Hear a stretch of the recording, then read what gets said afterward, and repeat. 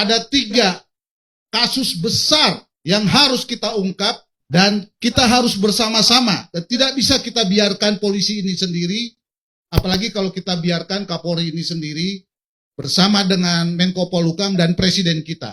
Karena taruhannya ini negara. Ada 3 Pak Karni. Yang 2 sedang jalan. Yang 1 ini belum. Ya, padahal ini concern kita. Saya mau mulai Pak Karni. Yang pertama adalah peristiwa tanggal 8 Juli yang kami laporkan pada tanggal 18 soal pembunuhan berencana, pembunuhan dan penganiayaan berat junto pasal 55 dan pasal 56. Walaupun laporan kami sebenarnya bukan hanya 1, tapi yang diterima hanya 1 itu karena buktinya sesuai dengan persyaratan itu yang bisa kami penuhi. Sebenarnya ada laporan soal pencurian handphone dan juga ada peretasan. Yang kedua juga ini menjadi penting ya. Karena korbannya bukan hanya Brigadir Joshua, tapi seluruh rakyat. Dan merusak semua sendi-sendi yang kita perjuangkan Pak Karni. Yaitu tindak pidana hoax yang dilakukan pada tanggal 11. Hoax ini terkonfirmasi dengan penjelasan Kapolri. Ya. Hoax. Saya tegas. Ya. Kalau mau ngomong pasal, ya tentu biasanya pasal 28 dan pasal 45 ITE. Hoax ini ternyata bukan hanya melalui media sosial, tapi institusi ini terlibat mengumumkan, bahkan berlapis-lapis, mulai dari Kapolresnya, Karo Penmasnya, dan yang lebih menyedihkan saya adalah keterlibatan dari penasehat Kapolri yang sudah disebutkan di mana-mana oleh media. Ya. Pak Fahmi, 2 penasehat itu sudah bicara dan mengundurkan diri. Tapi kerusakan yang dia ciptakan luar biasa Pak Karni. Dan saya kira Pak Karni dan saya dan teman-teman lain, Forum Pemret, teman-teman aktivis yang ingin memperjuangkan bagaimana supaya ITE ini tidak menyasar dan mengorbankan banyak orang. Sekarang justru seluruh rakyat Indonesia yang menonton dan mendengar peristiwa ini terkena hoax. Saya ulangi lagi. Ini peristiwa besar yang korbannya banyak sekali. Memang tidak berdarah-darah, tapi kerusakannya sangat luar biasa Pak Karni. Jadi kita harus konsolidasi menyelesaikan ini. Dan tidak bisa hanya pengunduran diri. Nanti saya akan bicara soal bagaimana menyelesaikan ini. Nah yang ketiga adalah obstruction of justice. Bagaimana barang-barang bukti ini dirusak dan hilang. Bagaimana olah TKP itu hancur-hancuran. Dan spekulasi sekarang muncul di mana-mana.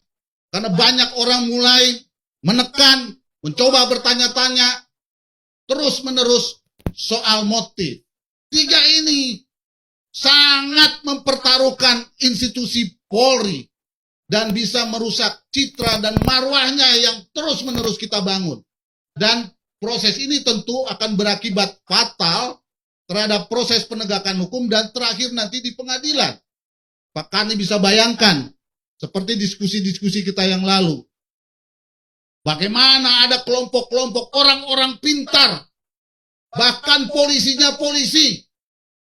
Ya, saya mau mengutip dewanya polisi justru melakukan kegiatan-kegiatan yang menghancurkan institusi kita dan negara ini. Jadi mari kita rapatkan barisan untuk memperbaiki keadaan ini. Karena pertaruhannya ini bukan hanya kasus Brigadir Joshua. Ini kasusnya sudah semakin berat. Akibat dari ulah-ulah yang orang-orang yang kita percaya untuk menunaikan tugas. Tetapi justru melakukan tindak pidana yang menghancurkan institusi, kewibawaan proses penegakan hukum kita dan negara ini. Karena itu Pak Karni, tentu sebagai orang yang diberikan mandat dan kuasa dan sebagai pelapor, saya harus menjelaskan perjalanan ini sampai selesai. Sampai berkas perkara ini dibawa ke pengadilan. Dan di situ hati saya sedih. Sebagai orang yang berpengalaman menangani kasus pidana dan terus mengawalnya agar masyarakat mendapatkan keadilan, fairness. Pengadilan kita juga berdiri tegak. sekarang mulai juga dipertaruhkan.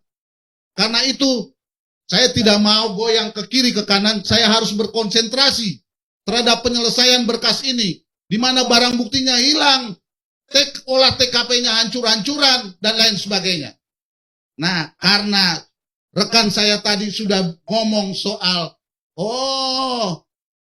selain laporan kami mulai terkuak, ternyata sekarang mulai juga dibicarakan TKP ada di Magelang. Saya ulangi lagi, TKP ada di Magelang, ya. Jadi jangan hoax yang satu ditutupi juga dengan hoax yang lain.